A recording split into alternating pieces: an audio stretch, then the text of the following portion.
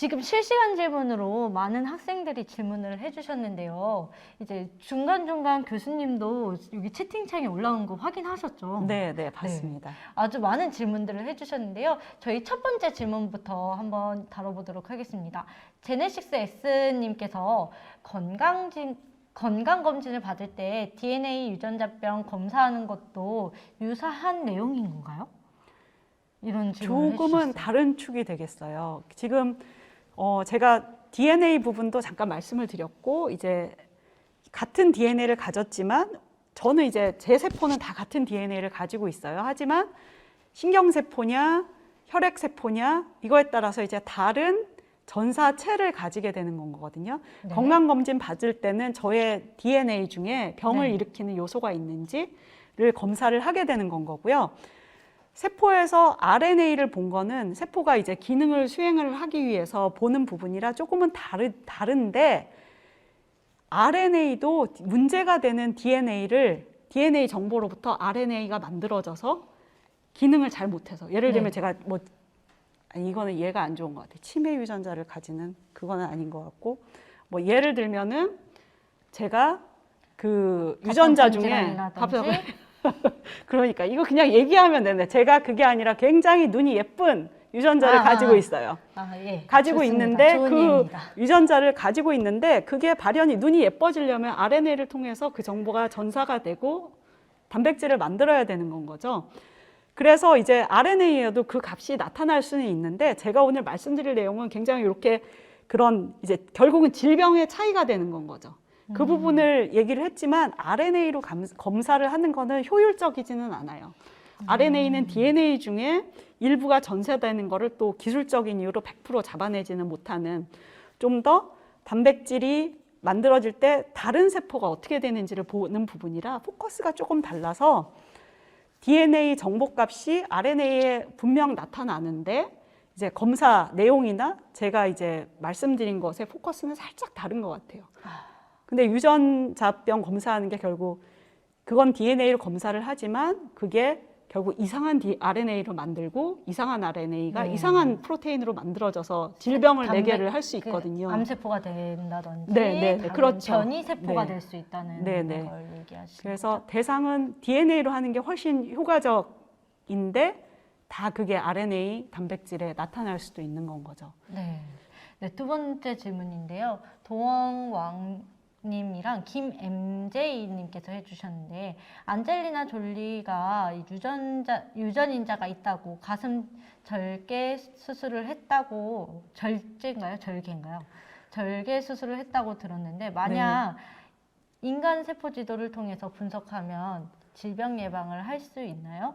유전자병에 대한 예방 차원의 치료도 가능한가요? 이런 질문을 해주셨어요. 미래에는 가능할지도 모르겠지만 지금 이제 유전 정보가 어떤지 변화가 있는지 보는 거는 DNA로 보는 게 훨씬 효과적이라고 말씀을 드렸잖아요. 그래서 현재 세포 지도는 정상인의 세포가 기능을 할 때 그 보여지는 데이터를 표현을 해내는, 현재 나오는 세포 지도는 제 세포 지도와 최지원 선생님의 세포 지도는 크게 다르지 않을 걸로, 제 세포가 조금 더 노화해서 조금 힘들 수는 있겠지만 그다지 이제 다르지 않은 형태의 정보값을 현재는 추구를 하고 있어요. 근데 그게 또 굉장히 젊은 사람과 나이 든 사람은 조금 세포의 기능이 이제 나이 들면서 저해가 되니까 조금 다를 거라고 생각을 하고, 심각하게 이제 당뇨병 이랬을 때 이제 변화가 있을 거라고 생각을 하는 거거든요. 그래서 그런 부분들을 이제 볼 수 있으면은 질병에도 도움이 될 텐데, 현재 기술 수준으로는 이게 개별 세포만을 쫙 본다라고 보기는 조금 어려운 부분이 있어요. 근데 질병군을 나눠서 보게 되면은 좀 그 단서를 얻을 수도 있겠죠. 네. 그리고 지금 질문들이 실시간 지금 하면서도 많이 들어오고 있는데요. 조금 더 빠르게 한번 가보겠습니다. 네, 알겠습니다. JH킴이랑 이제 백승현님께서 해주셨는데요. RNA를 뽑아낼 때 RNA가 파괴될 수 있나요? RNA에서도 유전 정보가 들어있다고 할 수 있나요? 방금 짧은 대답은 네가 되겠고요. 그래서 현재 기술로는 제가 트랜스크립톤을 다 보는 걸 목표로 한다라고 했지만 사실은 우리 뭐 세포의 10%만 볼 수 있다라고 합니다. 솔직히 얘기하면. 10%? 네. 우리 몸의 10%. 그리고 RNA가 아주 적은 양은 잘 못 본다고 해요. 그래서 아직 기술적 한계가 있고요. RNA가 기본적으로 이제 DNA가 전사가 되는 정보를 보는 거기 때문에 정보가 들어있다고 할 수가 있어요. 하지만 현재 초점을 맞추는 부분은 그런 DNA 시퀀스 상의 정보가 아니라 어떤 유전자가 발현이 됐느냐 부분이기 때문에 유전 정보 자체에는 굉장히 시퀀스 스페시픽한 그 부분은 조금 덜 민감한 그런 데이터입니다. 네. 지금 네 번째 질문 가겠습니다. 플로트님께서 질문해 주셨는데요. 인간 세포 지도에 빅데이터를 한다면 그 기준이 되는 세포를 정해야 할 텐데 아까 전에 연구진별로 서로 다르다고 했고요. 이때 같은 유형의 세포라고 하더라도 개인 차이가 있을 수 있을까요? 우리의 개인인 것 같아요. 그 차이는 얼만큼 발생될까요? 개인 차이? 이 부분이 현재 이게 제일 앞서가는 나라가 미국과 이제 유럽 컨소시엄, 영국이 주축이 된 거고 현재 참조 세포 지도가 대부분 이제 그쪽에서 만들어지고 있어요.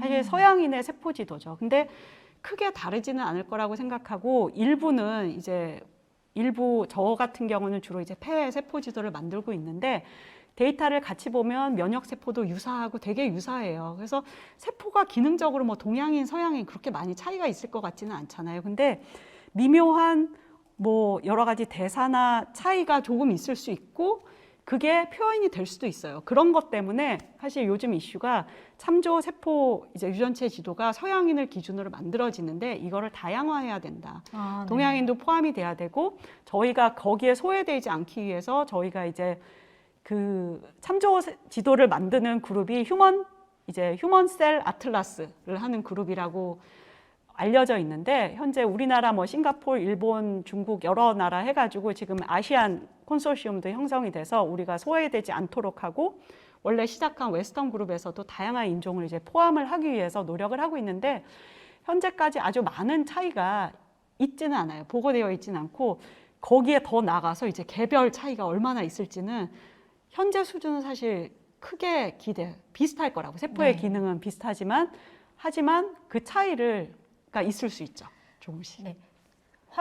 확실히 저와 교수님과 제가 다른 몸을 구성하고 있는 건 아니니까 그렇죠. 세포는 거의 개별 인간과 인간별로 그 큰 기능, 차이는 네, 없다는 말씀이신 네, 거고요. 네, 맞습니다. 네, 다음 질문으로 가겠습니다. 매군요 민트초코님께서 해주셨는데요. 세포 지도를 만든다면 그 정상 지도에 환자의 세포를 가지고 비교해서 치료 방안을 마련할 수 있는 건가요? 지금 그게 목표인데요. 이제 그 부분 어떤 부분이 다르다. 그래서 어떤 부분이 질병과 연관이 있다라는 거를 클루를 줄 수가 있는데 거기서부터 이제 출발을 해서 신약으로 가는 거는 또 멀고 험난한 길이 있지만 확실히 뭔가를 이제 타겟을 해야 되고 우연히도 그 다른 점을 타겟하는 약이 이미 개발이 되어 있다면 바로 링크를 시킬 수가 있겠죠. 네. 네, 여섯 번째 질문입니다. 백승현님께서 해주셨는데요. 세포 지도를 만들 때 DNA를 직접 이용하지 않고 RNA 전사체를 시퀀싱하는 이유는 무엇인가요? 아까 전에 DNA를 보통 더 한다고 하지 않았나요? 그거는 유전 정보를 변이가 있는 거를 활용을 하기 위해서고 지금 이 부분은 직접 이용하지 못하는 게 아니라 안 하는 겁니다. 왜냐하면 우리 세포는 다 DNA는 같은 DNA를 가지고 있어요. 그래서 DNA 시퀀싱하면 세포마다 다 똑같아요. 물론 어폐가 있지만 DNA의 시퀀스 말고 다른 부분이 좀 다릅니다. 근데 그 DNA에서 어떤 RNA가 만들어지는가가 세포마다 다른 거예요. 그러니까 유전 물질의 정보를 보고 있지만 우리는 DNA가 세포마다 다르게 해독되는 그 부분을 보고 있는 거예요. 그래서 조금 다른 각도죠. 네. 이제 세 가지 질문 더 들어와 있는데요. 지금 3시까지 3분 정도 남아 있습니다. 다음 질문으로 가겠습니다. 진성주님께서 해주셨는데요. 암 정복을 위해서 세포 지도를 완성해야 하는데 언제쯤 될지 예측하고 계신 건가요? 저도 알고 싶네요. 근데 지금 그 참조 세포 지도와 암 세포 지도, 그러니까 참조 지도 다 만들고 암 지도를 만드는 게 아니라 암은 수술 조직들이 많이 나오거든요. 근데 이제 정상인 같은 경우는 기증자 내지는 이런 샘플들은 훨씬 적어요. 그래서 저 같은 경우도 정상보다는 암 조직에서 암과 좀 떨어진 세포들을 비교를 하고 있거든요. 지금 동시에 진행이 되고 있고 그걸로 인해서 제가 아까 보여드린 예처럼 이런 부분은 신약 개발을 할 수도 있다라는 정보를 제공을 하는데 저도 좀 직접적으로 이용을 하는 거를 하고 싶어서 저는 암 환자 중에서 치료가 잘 된, 그러니까 암을 걸렸지만 수술하고 나서 굉장히 좋은 예후가 있는 분들의 항체를 만들어내는 세포를 시퀀싱을 해서 그걸로 항체를 제작해보고 있습니다. 오, 항체 지도를 만드시는. 항체는 우리 몸에 항체가 몇 종류나 되는지 아세요? 굉장히 많이, 네. 이론상 10에 12승계. 네, 하지만 제가 우리 몸에 질문을 있는, 잘못했습니다. 우리 몸에는 비세포가 10에 12승계만큼 없어요. 근데 어쨌든 간에 제가 타겟하는 건 그렇게 원대하지는 않고 정말 회복이 잘 된 환자에 있는 특정 항체가 치료 항체로 활용될 수 있지 않을까라고 네. 해서 보고 있는 그 정보도 얘들이 줄 수가 있습니다. 네. 두 가지 질문 더 다뤄보도록 하겠습니다. 이거 두 개를 같이 해볼게요. 예단님께서 해주셨고요. 인간 세포 지도로 신약 개발을 하면 개발 속도가 얼마나 빨라지나요? 그리고 네모네모님께서 해주셨는데 인간 세포 지도가 어떻게 데이터를 되는지 알 수 있을까요? 이 내용이 궁금하시면 제일 확실하게 찾아볼 수 있는 게 여러분 구글 링을 휴먼 셀 아틀라스라고 쳐보시고 휴먼 셀 아틀라스. 네.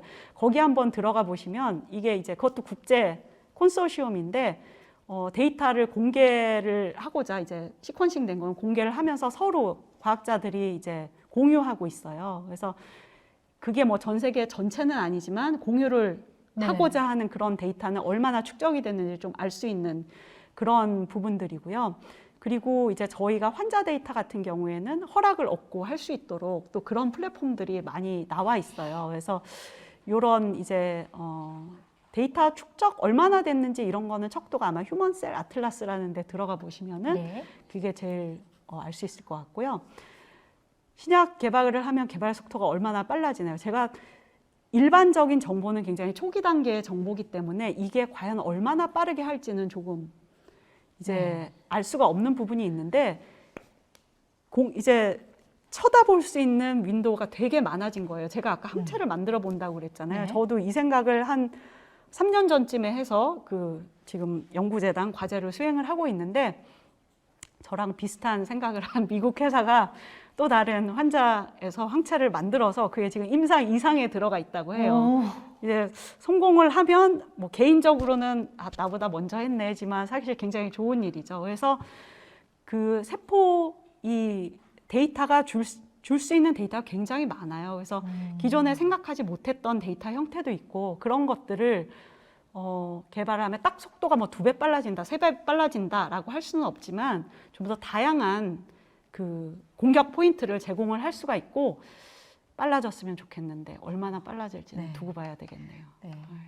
우리 앞으로 이제 여기 생물학과 데이터 과학을 할 수 있는 학생들이 더 빠르게도 할 수 있는 부분이 생길 것 같아요. 그렇죠. 그래서 꼭 복수 전공을 한 대학원생들이 저희 랩에도 많이 찾아왔으면 좋겠습니다. 오늘 이제 생물학을 관련된 이야기를 하다가 이제 데이터 과학까지 이제 한번 이야기 다뤄봤는데 진짜 사물을 다양하게 보는 시각화가 정말 중요한 것 같아요. 그렇죠. 네.